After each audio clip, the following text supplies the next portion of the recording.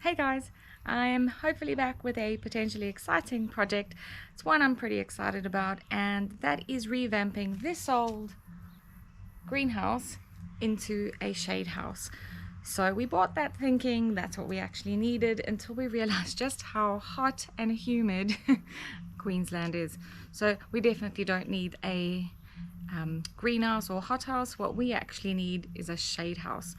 So just take a look at these little cabbage seedlings that I've got growing on, and they're getting so leggy, and that's because I keep kind of moving them from shade to sun to shade to sun. They're getting confused. They're definitely not getting enough sun, but because they're so tiny, if I leave them out in the sun all day, they get absolutely fried and I end up losing a good third of my seedlings. So I'm starting to get a bit frustrated.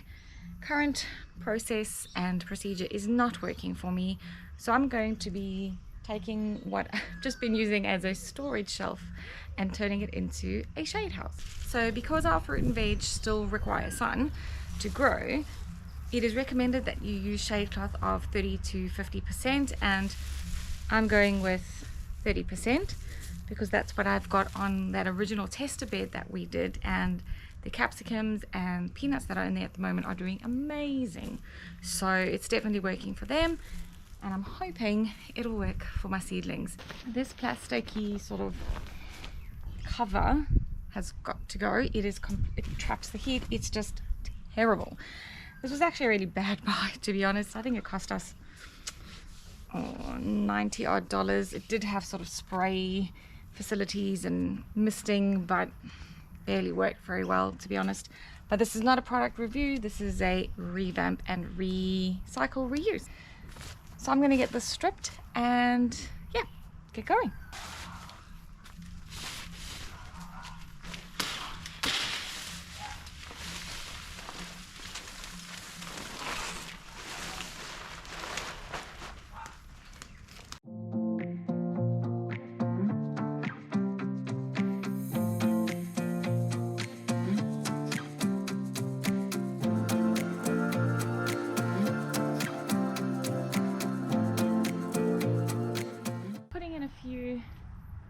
Anchor points just to make sure that I have enough shade cloth to cover this whole thing before putting it all together.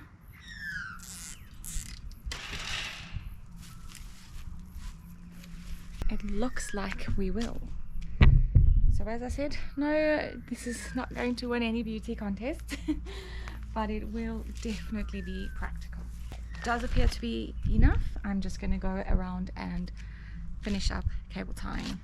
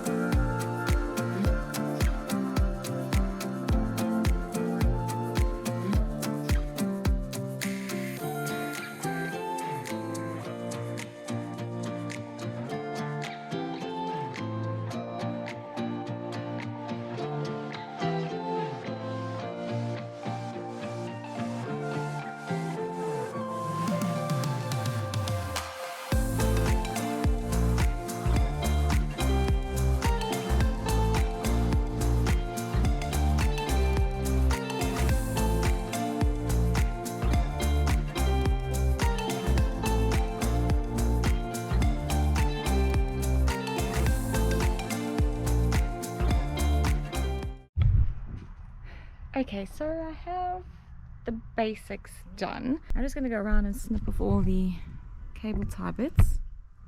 So I made a slight miscalculation on where I thought the door was going to be. So what I'm going to do is just, because as I said, this is so temporary, peg it closed with a peg.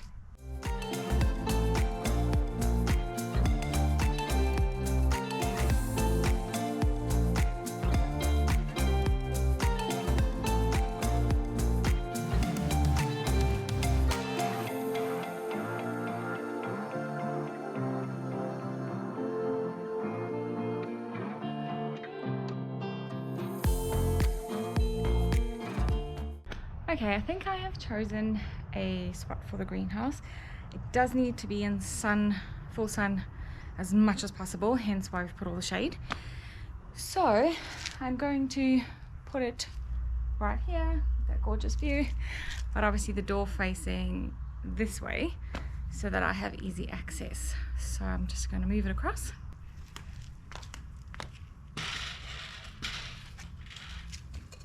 So now, as you can tell, that was really easy to move because it's super lightweight. So I am going to have to put a few bricks on that bottom shelf because we have had it blow over in the past during really strong winds and storms. So just to avoid losing any seedlings, I'm going to put those bricks back in.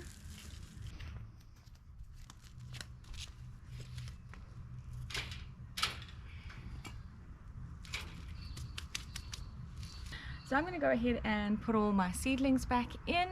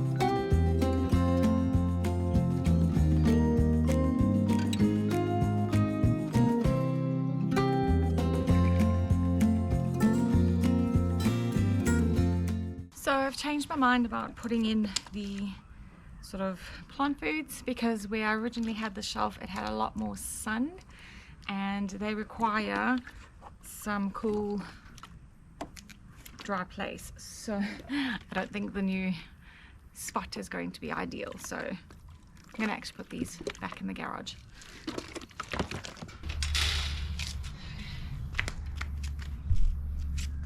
I've also had to change all my tools and not put them inside the shade house because they're obviously now not under cover anymore and they will get wet and rust, so that's a big no-no. I